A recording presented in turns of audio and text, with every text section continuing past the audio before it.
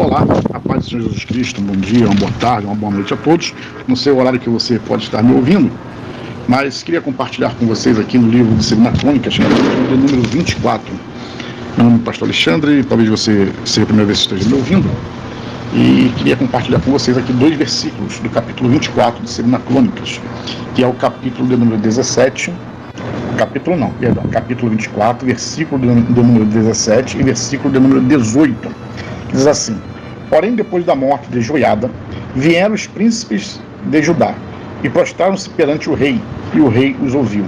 E deixaram a casa do Senhor, Deus de seus pais, e serviram a imagem dos bosques e dos ídolos. Então veio grande ira sobre Judá e Jerusalém por causa desta sua culpa. Bem, meu querido, queria falar com vocês hoje, na nossa meditação, sobre as más companhias. Elas corrompem os bons costumes. Eu gostaria de convidar você, depois de você poder ler aqui, a partir do capítulo número 22, deste mesmo livro, 2 Crônicas, para que você possa conhecer um pouquinho mais sobre a história de Joás.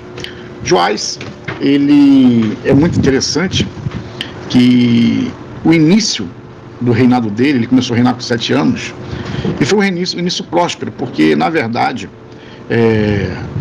a mulher do pai dele havia mandado matar todos os filhos assim que o pai dele, que era rei, morreu, para que ela reinasse. E ele foi escondido no templo. Ele foi o único que sobrou, de toda a descendência de Davi. Só ele sobrou. E ele, com 7 anos de idade, Joiada, então, reúne o exército, e eles conseguem, vamos dizer assim, dar um contragolpe. Ela havia dado um golpe de Estado, né, eles deram um contragolpe. E restabelecer a ordem do rei, né, que sempre era um filho de Davi, que fazia sucessão ao trono. E nisto, enquanto Joiada era vivo, que era o sacerdote, Joás foi muito bem, né, prosperou, tinha um coração adorador, buscava com zelo as coisas do Senhor, restaurou o templo, fez até, né, uma coleta de oferta muito grande para que o templo todo fosse restaurado. Só que quando Joiada morreu, que era o sumo sacerdote, é como se Joás tivesse perdido assim a referência de pessoa, a referência de homem de Deus na vida dele.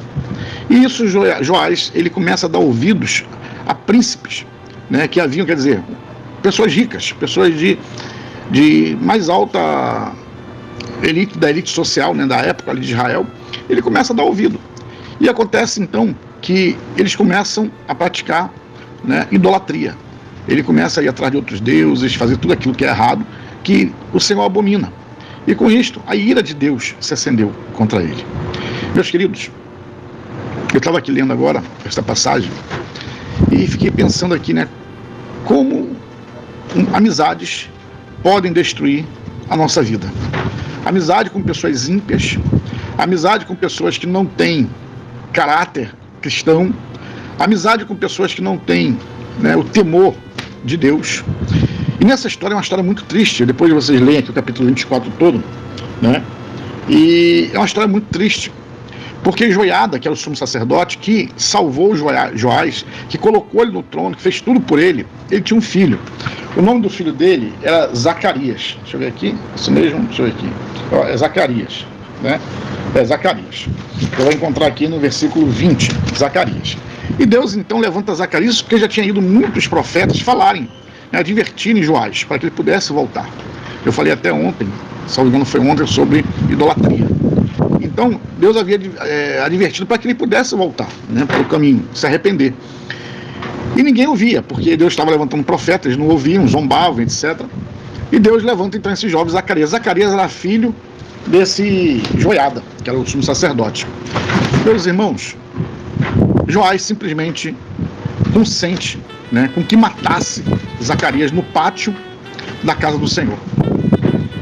E aquilo ali, eu lendo aqui, foi uma repulsa tão grande, porque ele mandou matar, ele não é que ele mandou, mas ele consentiu na morte daquele menino, daquele jovem, que era filho de um homem que praticamente o adotou.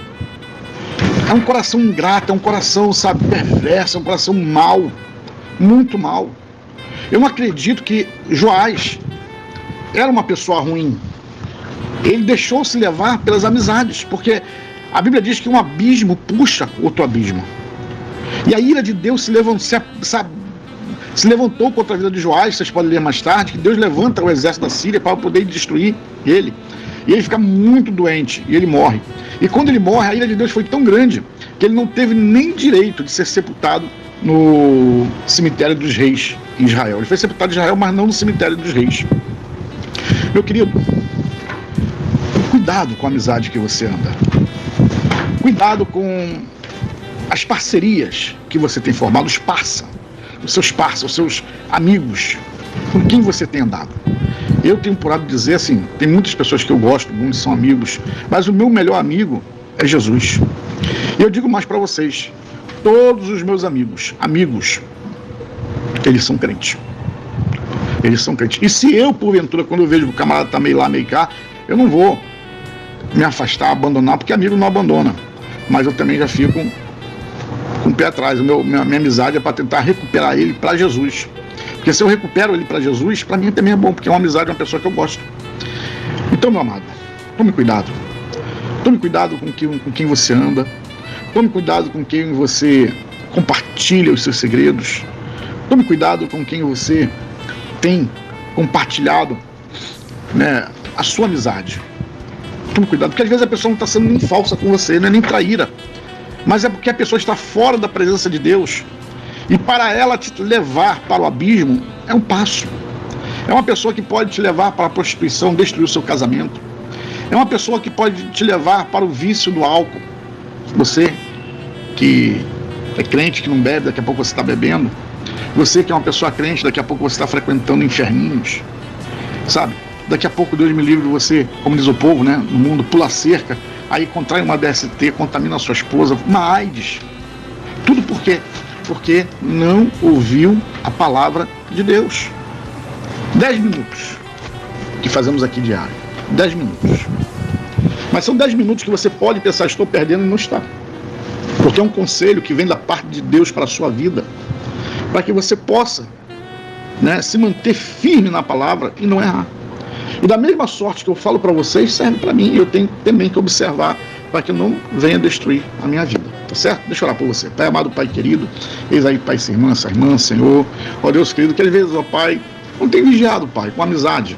Tem feito, Senhor Deus, amizade, Senhor, com pessoas, ó Pai, que não tem compromisso com a Tua palavra. Não tem temor contigo. Pai, mas nesta hora, Senhor, te peço, abre os olhos dessa pessoa, Senhor. Mostra, ó Pai querido, Pai amado, que as trevas não combinam com a luz. Pai, eu peço a Ti também, Senhor, para esta família. Abençoa, Senhor Deus, a cada um, Pai. Toma cada um em Tuas mãos, ó Pai. Ó, Senhor, de saúde, ó Pai, de paz, de prosperidade, Pai.